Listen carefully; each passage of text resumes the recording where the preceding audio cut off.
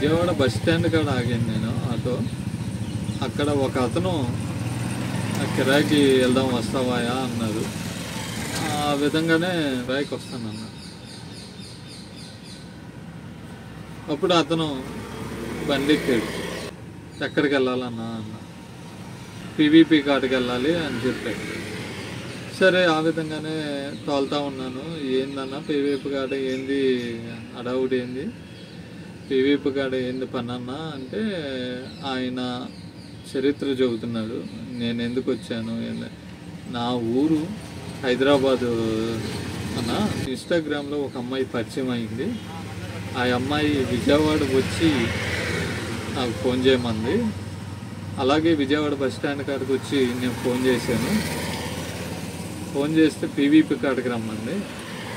PVP కాడికి వెళ్తున్నానన్న అని చెప్పాడు.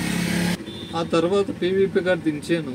దించి అక్కడే ఉన్నాను. ఒక ర్యాపిడో ఏదో ఒకటి బుక్ రైడ్ అయ్యిద్ది అని అక్కడే ఉన్నాను. ఒక గంట పట్టింది. గంట సేపు అక్కడే ఉన్నాను. అన్నయ్య పీవీపీ లోపలికి వెళ్ళి గంట ఆగిన తర్వాత బయటకు వచ్చాను.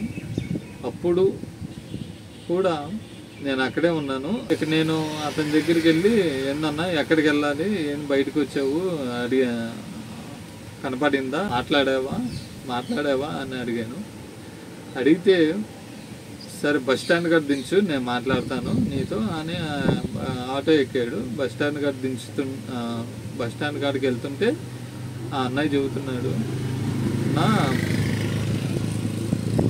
పీవీపీ కాడికి రమ్మంది, పీవీపీ కాడికి కూడా వచ్చాను, పీవీపీ లోపల ఉన్నాను, రమ్మంటే మా పేరెంట్స్ ఉన్నారు, నాకు ఇప్పుడు కుదరదు, ఒక అర్ధగంట ఆగు అని చెప్పింది. అర్ధగంట అలాగే ఆగాను.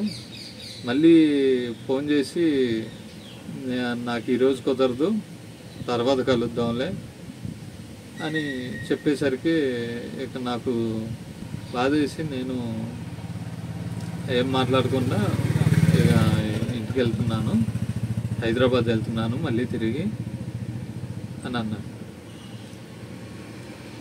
ఆ అన్నయ్య ముఖం చూడగానే నాకు చాలా బాధేసింది.